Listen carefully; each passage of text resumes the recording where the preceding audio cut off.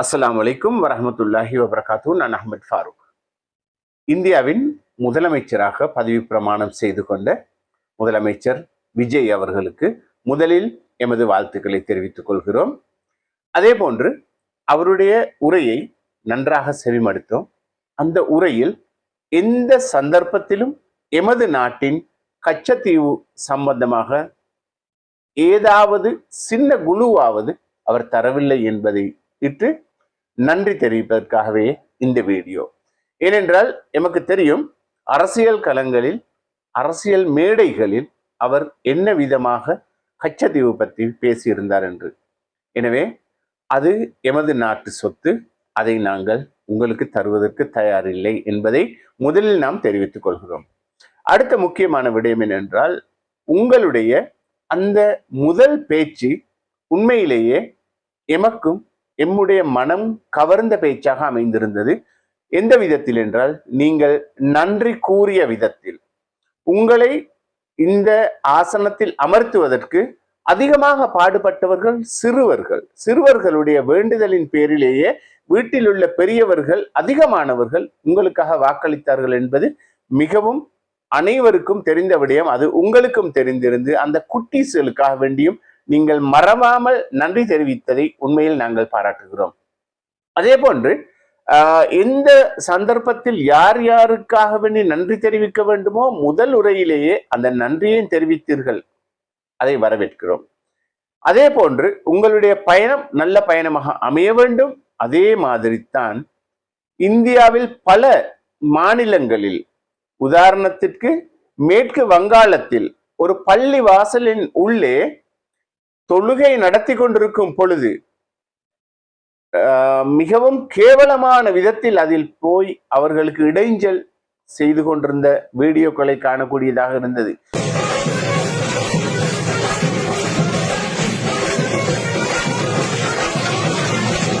இவ்வாறான நிலைமை இதுவரையில் தமிழ்நாட்டில் இல்லை. இதன் பிறகாவது தமிழ்நாட்டிலும் ஏதாவது ஒரு இடத்தில் இவ்வாறான நிலைமைகள் ஏற்படாமல் இருக்க வேண்டும்.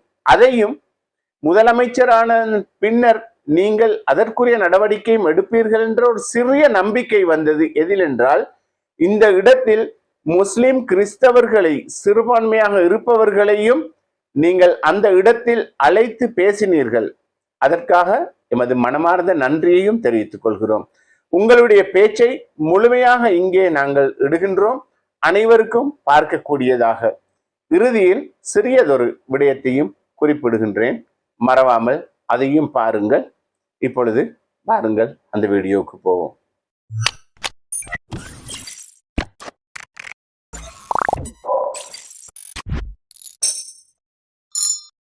சி ஜோசப் விஜய் எனும் நான்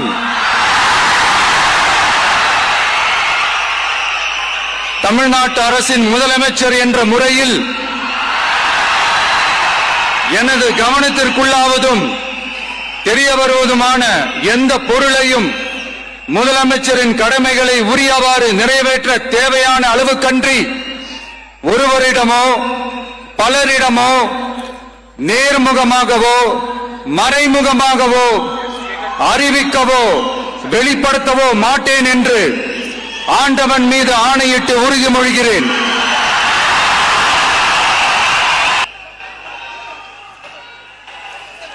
என்ன சொல்றது, எப்படி ஆரம்பிக்கிறதுன்னு தெரியல.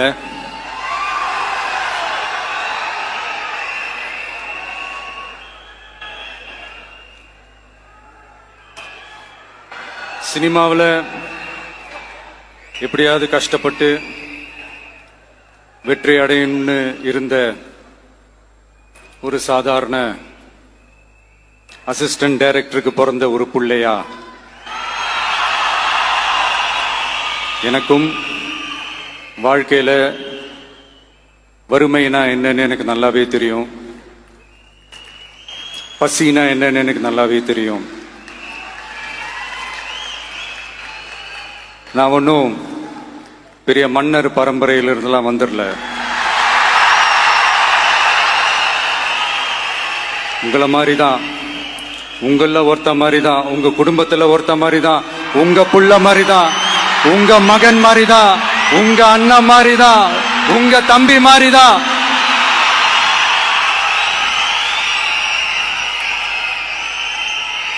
அப்படிதான் நான் உணர்றேன். நீங்களும் என்ன அப்படி நினைச்சதுனாலதான் சினிமாவில் எனக்கு ஒரு மிகப்பெரிய ஒரு இடத்த ஒன்று கொடுத்தீங்க. அதையெல்லாம் விட்டுட்டு உங்களுக்காக நன்றி கடன் செலுத்துறதுக்காக அரசியலுக்கு வந்த உங்க விஜய, இந்த விஜய, நீ வா விஜய், நாங்களா இருக்கோம், பாத்துக்கிறோம். விஜய் தம்பி நீ வா, நாங்க இருக்கோம். விஜய் தம்பி நீ வா, நாங்க இருக்கோம். அண்ணா நீ வாடா, நாங்களா இருக்கோம். நண்பா நீ வா நண்பா, நாங்களா இருக்கோம் சொல்லி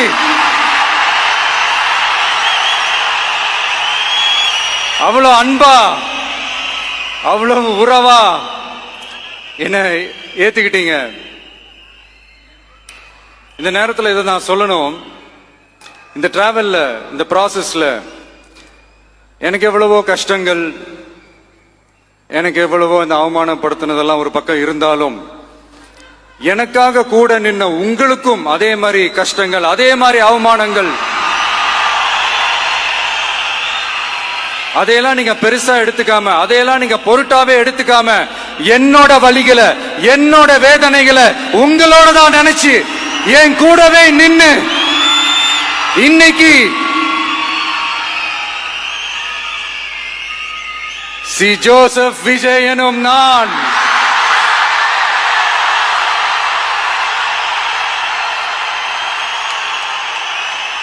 அத உண்மையாக்கி இருக்கிறீங்க. உண்மையிலே எனக்கு என்ன சொல்றதுன்னு எனக்கு தெரியல.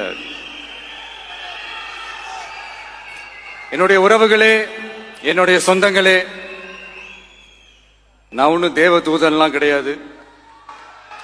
நானும் ஒரு இயல்பான ஒரு வாழ்க்கை வாழ்ற ஒரு சாதாரணமான மனுஷன்தான். நான் முன்னாடியே சொன்ன மாதிரி அது செய்வேன் இது செய்வேன்னு பொய்யான வாக்குறுதிகள்லாம் கொடுத்தவங்கள தான் ஏமாத்த மாட்டேன். எது சாத்தியமோ அது மட்டும்தான் நான் செய்வேன். இம்மிடியட்டா உங்க மனசுல ஒரு கேள்வி ஒண்ணு வரலாம், அப்ப சாத்தியம் இல்லாததை செய்ய மாட்டாங்களா, செய்ய முடியாதா அப்படின்ற ஒரு கேள்வி ஒண்ணு வரலாம். இத்தனை கோடி மக்கள் என் கூட இருக்கும் போது எது வந்தாலும் பாத்துக்கலாம், என்ன வந்தாலும் பாத்துக்கலாம் அப்படின்ற அந்த கான்பிடன்ஸ் என் மனசுல இருக்கு. இன்னொரு விஷயமும் நான் இங்க சொல்லணும். இன்னைக்கு நம்ம தமிழ்நாடு கவர்மெண்ட் இருக்கிற அந்த நிலைமையை பத்தி நான் உங்ககிட்ட நான் சொல்லணும். கிட்டத்தட்ட 10 லட்சம் கோடிக்கு மேல கடன் வாங்கி வச்சுட்டு போயிருக்கிற இன்னைக்கு அந்த தமிழ்நாடு அரசு இருக்கிறப்போ, கஜானாவை சுத்தமா தொடச்சி வலிச்சு வச்சுட்டு போயிருக்கிறப்போ, தூக்க முடியாத சுமையை ஏத்தி வச்சுட்டு போயிருக்கிறப்போ,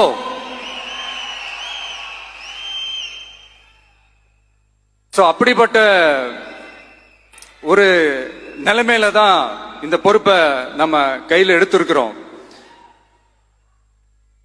உடனே நீங்க நினைக்கலாம், என்னடா இவர் ஏதோ பொறி வச்சு பேசுறாரா அப்படின்ட்டு. அப்படிலாம் எதுவுமே கிடையாது. உள்ள போய் பார்த்தா தான் தெரியும் எது எந்த நிலைமையில இருக்குன்னு, என்ன இருக்கு என்ன இல்ல, எது எந்த நிலைமையில இருக்கு எது எந்த நிலைமையில இல்ல. சோ அதையெல்லாம் பார்த்துட்டு உங்களுக்கு ஒரு வெள்ளை அறிக்கையா அதை வெளியிடணும்னு நான் நினைக்கிறேன். ஒரு டிரான்ஸ்பரண்டான ஒரு கவர்மெண்டா, அதாவது இன்னைக்கு நம்ம தமிழ்நாடு கவர்மெண்ட் இந்த நிலைமையில தான் இருக்கு அப்படின்றத உங்ககிட்ட சொல்லிட்டு I just want to take it forward from there. அதைத்தான் நான் முதல்ல செய்யணும்னு நினைக்கிறேன். தமிழ்நாடு பொறுத்த வரைக்கும் இப்ப யாரையாவது போய் ஏதாவது சந்திக்கணும் அப்படின்னா இந்த மூஞ்ச மூடிக்கிட்டு போய் சந்திக்கிறதோ,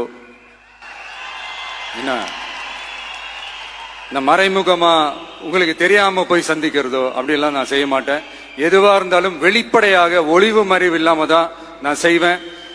இவ்வளவு பெரிய ஒரு பொறுப்பை என் கையில கொடுத்திருக்கிறீங்க. அதே நேரத்தில் எனக்கு கொஞ்சம் அவகாசமும் நீங்க கொடுக்கணும்னு நான் ரிக்வெஸ்ட் பண்ணி கேட்டுக்கிறேன். நான் சொன்னதையெல்லாம் படிப்படியா நிறைவேற்ற நான் ட்ரை பண்ணுவேன், நிறைவேற்றுவேன். அதே நேரத்தில் எனக்கு கொஞ்சம் அவகாசம் கொடுத்தீங்கன்னா எனக்கு கொஞ்சம் உதவியாகவும் ஒத்துழைப்பாகவும் இருக்கும். இது உங்களுடைய ஆட்சி. பெண்கள் பாதுகாப்பை ரொம்ப ஸ்ட்ரிக்டா வச்சிருப்பேன். போதைப் பொருள் கலாச்சாரம் அதை கண்ட்ரோல் பண்றதுக்கு என்னென்ன ஸ்டெப்ஸ் எடுக்கணும், என்னென்ன முயற்சிகள் எடுக்கணும், இன்னிலிருந்து அதை நான் எடுப்பேன்.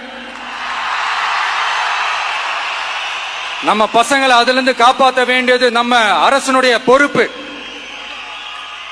அதே மாதிரி சட்டம் ஒழுங்கு எல்லாருக்குமான பாதுகாப்பை நான் உறுதிப்படுத்துவேன். என்ன அவமானப்படுத்துறவங்களாகவே இருந்தாலும், என்ன கஷ்டப்படுத்துறவங்களாகவே இருந்தாலும், அவங்களும் என் மக்கள் தானே. நண்பர்களாக இருந்தாலும் எதிரிகளாக இருந்தாலும் 8 கோடி மக்களும் என் மக்கள் தானே.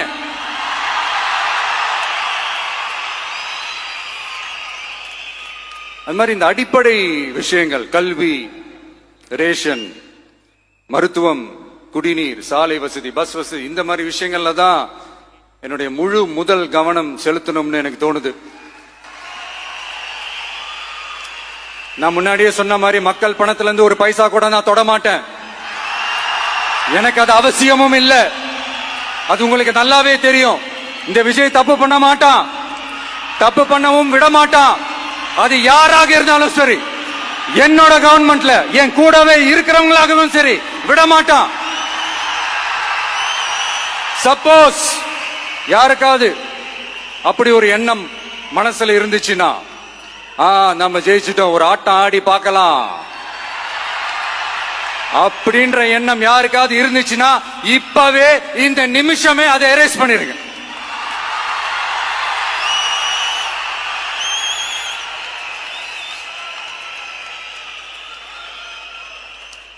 இங்க ஒரே சென்டர் தான், என் தலைமையில் உண்டான சென்டர்.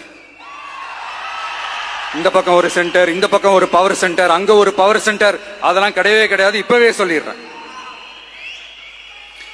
பெண்கள், இளைஞர்கள், விவசாயிகள், அரசு ஊழியர்கள், ஆசிரியர்கள், உழைக்கிற மக்கள், மீனவர்கள் எல்லாருமே நம்ம டிவிக்கு அரசுல நல்லா இருப்போம், நல்லா இருப்போம், நல்லா இருப்போம்.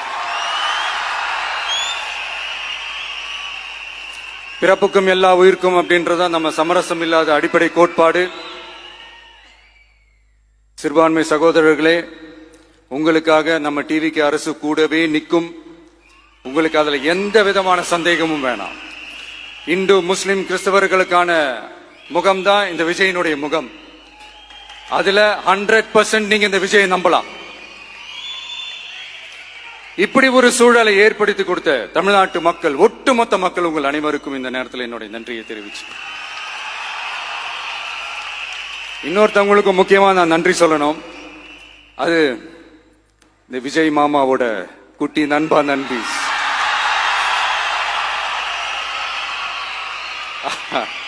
அவங்களாலதான் இது நடந்திருக்கு. உங்களுக்கு எப்படி நன்றி கடன் செய்யணும்? உங்களுக்காக உங்க ஃபியூச்சரை மைண்ட்ல வச்சுக்கிட்டு எல்லா நல்ல விஷயங்களையும் உங்களுக்காக இந்த விஜய் மாமா செஞ்சு கொடுப்பான்.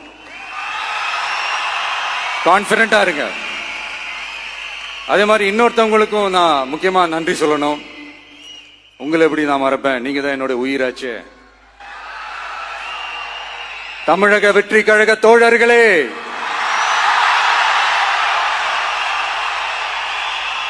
உண்மையில சொல்லனா நீங்க இல்லனா எதுவுமே இல்லை. என்னோட கழக தோழர்களுக்கும், கழக நிர்வாகிகளுக்கும், வாக்கு சாவடி முகவர்களுக்கும், மை டியர் வர்ச்சுவல் வாரியர்ஸ், உங்கள் அனைவருக்கும் கோடான கோடி நன்றிகள். வாங்க எல்லாருமா சேர்ந்து ஒரு ஃப்ரெஷ் கவர்னன்ஸ், ஒரு நியூ கவர்னன்ஸ் ஒன்னு கொடுப்போம். This is a new beginning.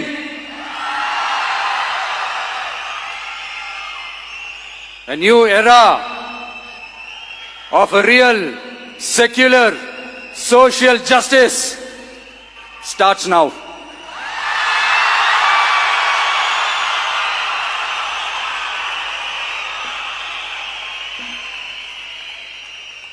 மக்கள் நலன்களை மட்டுமே லட்சியமாக கொண்ட நமது அரசுக்கு பக்கபலமாக நின்று ஆதரவை வழங்கியுள்ள காங்கிரஸ் பேரியக்கத்தின் தலைவர் மதிப்புக்குரிய திரு மல்லிகார்ஜுன் கார்கே அவர்களே, பாராளுமன்ற எதிர்க்கட்சி தலைவர் மதிப்புக்குரிய மை பிரதர் திரு ராகுல் காந்தி அவர்கள், காங்கிரஸ் கட்சியின் பொதுச் செயலாளர் மதிப்புக்குரிய திரு கே.சி. வேணுகோபால் அவர்கள், தமிழ்நாடு காங்கிரஸ் தலைவர் மதிப்புக்குரிய திரு செல்வ பெருந்தகை அவர்கள், என்னுடைய நண்பர் பிரவீன் சக்கரவர்த்தி அவர்கள், சிபிஐஎம் கட்சியின் தேசிய பொதுச் செயலாளர் மதிப்புக்குரிய தோழர் திரு MA பேபி அவர்கள், மாநில செயலாளர் மதிப்புக்குரிய தோழர் திரு P சண்முகம் அவர்கள், அரசியல் தலைமை குழு உறுப்பினர் மதிப்புக்குரிய தோழர் திரு K பாலகிருஷ்ணன் அவர்கள், பாராளுமன்ற உறுப்பினர் மதிப்புக்குரிய தோழர் திரு சு வெங்கடேசன் அவர்கள்,